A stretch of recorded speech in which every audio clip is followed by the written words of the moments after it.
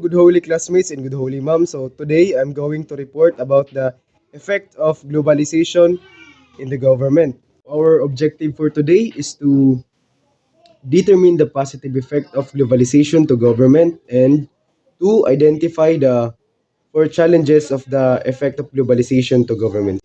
So there is a positive effect of globalization.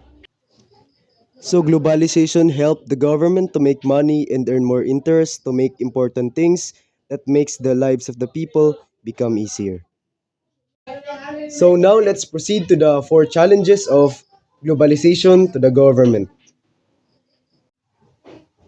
There have been several challenges to the government and ultimately to the state autonomy.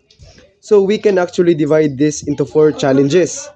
The first challenge in the effect of globalization in the government is what we call the traditional challenges. So, traditional challenges can be divided into two factors, the internal factors and the external factors. So, external factors, it is invasion by other countries.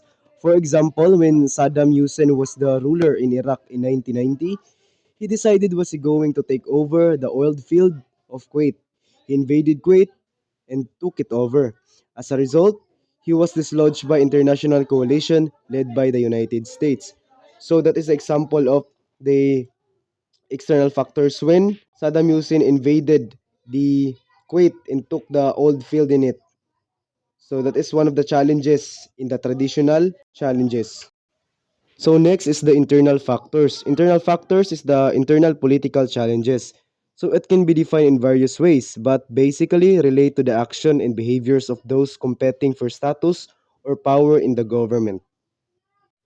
Next challenges is what we call the challenges from national or identity movement.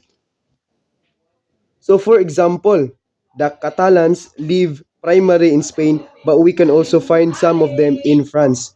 So that is one example of the national or identity movement. For example, in the Philippines, we can also see Filipinos in other countries like China, US, UK, or in different part of the countries. And we can also see Chinese also here in the Philippines and other foreign nationality that we can find in the Philippines. So that is the example of national or identity movement.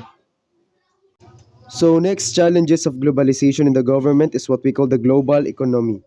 This includes the international trade in goods and services, the international flows of financial capital, investment by multinational corporation, and migration of works.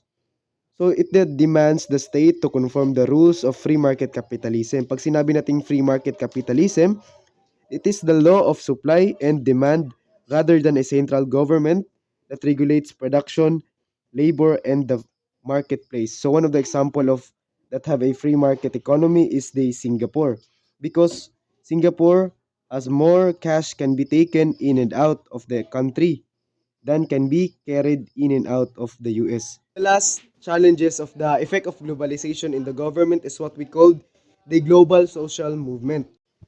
So it is a movement across countries and across borders. So grassroots movement and organization use collective actions from the local level to the effect change at the local, regional, national, or international level.